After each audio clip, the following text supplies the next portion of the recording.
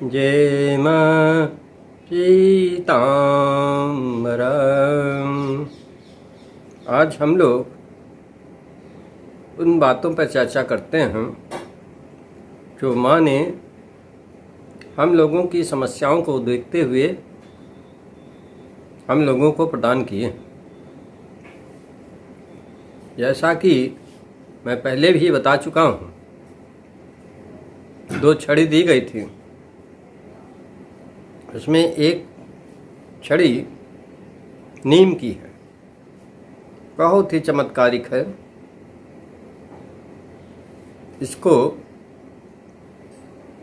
इस छड़ी को यदि किसी बच्चे को नज़र लगी हुई है, मूल मंत्र पढ़ते हुए उसके शरीर पर या उसके सिर पर केवल 7 या 11 बार ही छुआ दिया जाए और बोल दिया जाए कि नज़र इसकी समाप्त कर दी जाए, तो उसी क्षण तत्काल उसकी नज़र उतर जाती है। कितना सुगम तरीका है जो माताश्री ने हम लोगों को उपलब्ध करा दिया।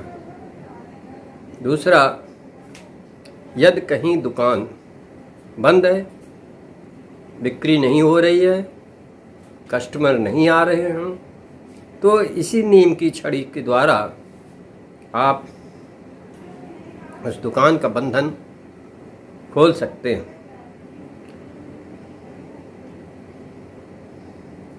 11 बार उस दुकान पे छुआएं उसको, मूल मंत्र पढ़ते हुए, और फिर उसकी कपूर क्रिया कर दें। बोल दें, जो भी दुष्ट शक्तियों के द्वारा ये दुकान बंधी हुई है या जो नहीं चल पा रही है, इसको बंधन मुक्त किया जाए या इसको ग्राहकों की इस पे आवागमन शुरू कर दिया जाए। ऐसा 7 दिन लगातार करते रहने से उस दुकान का बंधन समाप्त हो जाता है। अच्छा, ये तो रही बात। ये छड़ी के बहुत ही उपयोग हैं। यदि हम कपूर क्रिया कर रहे हैं और आवेश आ गया, किसी का प्रेत का आवेश आ गया, तो साधक तो घबरा जाता। आप क्या करें? उस समय इसी छड़ी का प्रयोग करें।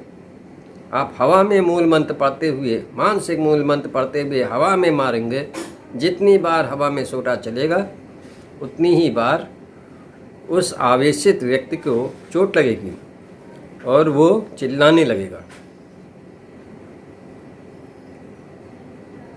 या उसके सर पे छुआ दें, मूल मंत्र जाप, मानसिक जाप करते हुए उसके सर से छुआ देने से छड़ी बहुत तीव्र ही चिल्लाहट करता है और उससे सब आप उगलवा लीजिए। तुम कौन हो, कहाँ से आए हो, क्यों आए हो, किसने भेजा है, पूरी दास्तान वो बताएगा। ये सब किया जा चुका है भाई, तभी तो मैं बता रहा हूँ। बहुत सुगम रास्ता माताश्री ने हम लोगों को दिखा दिया है।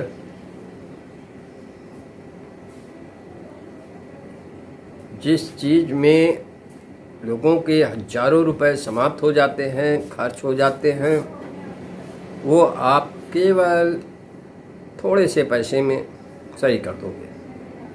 भाई क्या खर्चा है? कपूर का खर्चा है, और क्या खर्चा है? सही हो जाता है मरीज। भाई देखो, ये भूत प्रेतों का आवेश बड़ा ही कष्टकारी होता है। जिसके पीछे साले लग जाते हैं तो उसकी हालत बिगाड़ देते हैं। एक श्रीमान जी हैं, उनका बच्चा 9 रोटी खाने लगा। 9 रोटी, सुबह शाम दोपहर 9 रोटी खाने लगा। पता नहीं खाना कहाँ जा रहा था। उसको भैया इसी छड़ी का हिसाब किताब लगाया गया, उसके सर पे घुमा के उसके छुआई गई और उसकी कपूर क्रिया कर दी गई। राइट टाइम हो गया। अब 3 रोटी खाता है सुबह शाम बस।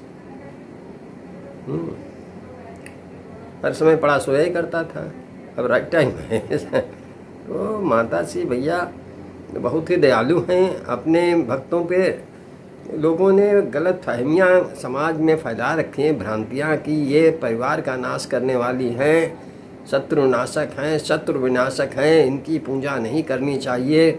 दुनिया भर की प्रोपोगंडा कर रखा है और हकीकत से बहुत दूर है। भाई यदि इनका साधक है तो उसकी तो रक्षा करेंगे, सुरक्षा करेंगे। अब उसमें यदि कोई इनके साधक के पीछे शत्रुता लिए खड़ा ही पड़ा है तो उसको तो इनको नष्ट करना ही करना है, और कर देती है। इसी में लोग बिलबिलाने लगते हैं, पिनपिनाने लगते हैं, उल्टा सीधा गाने लगते हैं। ये जब तुम कर्म गड़बड़ करोगे तो दंड क्या हम भोगेंगे? भोगोगे तुम ही।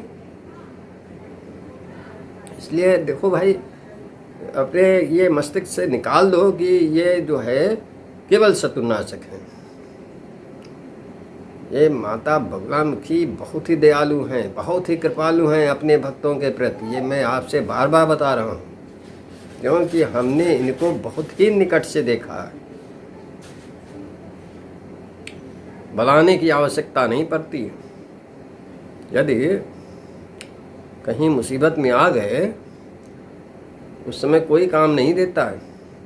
उस समय माता श्री भक्त से आके खड़ी हो जाएंगी और तुम्हारी मुसीबत से तुमको निकाल के बाहर कर देंगे। ये हमारा एक बार का अनुभव नहीं है, बारंबार अनुभव हो रहा है।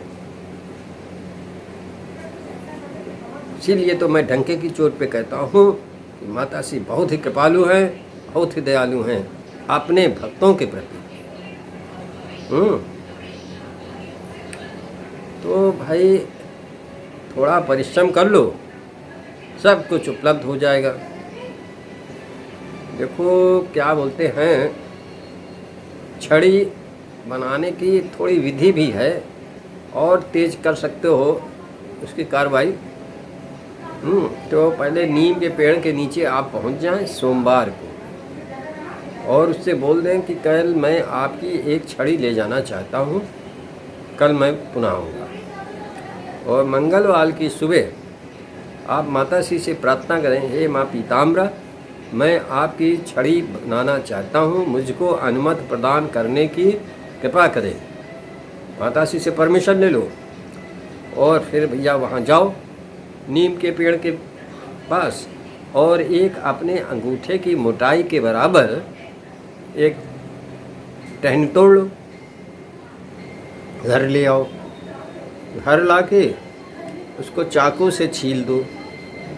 चाकू से छीलने के बाद मूल मंत्र पढ़ते हुए उसको पानी से स्नान करा दो। फिर उसको पोंछ पाछ दो और मूल मंत्र पढ़ते हुए अपने भगवती पीताम्बरा का मूल मंत्र ओम ह्रीं बगड़म सारुष्टानम वाचम खम पदम स्तंभ जीवम कीले बुद्धिम विनाशय ह्रीं ओम स्वाहा, ये पढ़ते हुए आप उस पर सरसों का तेल लगा दो। सरसों का तेल लगाने के बाद पीले धागे से उसके ऊपर लपेटते चले जाओ और मूल मंत्र का जाप करते चलो। या पीला धागा ना मिले तो पीला कपड़ा उसको लपेट दो कायदे से। ये छड़ी तैयार हो गई। अब इसको जागृत करना है तो 1100 बार मूल मंत्र का जाप करते हुए इस छड़ी पे फूंके और माता श्री से बोले कि हे माँ पीताम्बरा, आप अपनी शक्ति का संचार इस छड़ी में कर दें। बस वो जागृत हो जाएगी। जागृत छड़ी के द्वारा आप बहुत से कार्य कर सकते हैं। या भूत प्रेतों से निपटने के लिए तो बहुत ही तीव्र है। नज़र वजर उतारने के लिए भी इसका प्रयोग कर सकते हैं और दुकान बंदी हो उसको खोलने के लिए इसका प्रयोग कर सकते हैं। सब जगह प्रयोग इसका जो है सफल है। ये सब हम देख चुके हैं, इसलिए कोई झंझट की बात नहीं है। बहुत ही तीव्र विद्या है। इसका प्रयोग जब भी करें पहले माता श्री से अनुमति प्रदान कर ले, अनुमति लेने की कृपा करें। माँ पीताम्बरा अपने सारे भक्तों पर अपनी कृपा दृष्टि बनाए रखें इन्हीं कामनाओं के साथ मैं अपने सारे शिष्यों को प्रणाम करता हूँ और ये आशा करता हूँ कि सभी अपने कार्य क्षेत्र में निर्भीकतापूर्वक और परोपकार की भावना से ही काम करें। भाई, जो मंत्र हमने जागृत कर लिया है, यदि उसका हम प्रयोग नहीं करेंगे तो व्यर्थ है। माता जी ने खुद हमसे बताया है, मंत्र जाप करना ही सब कुछ नहीं है, उसका प्रयोग भी करना चाहिए। जब प्रयोग नहीं करोगे तो तिकल्ला बना के जेब में रखने से क्या फ़ायदा भाई। जितने मंत्र जागृत हैं उनका प्रयोग अवश्य करें।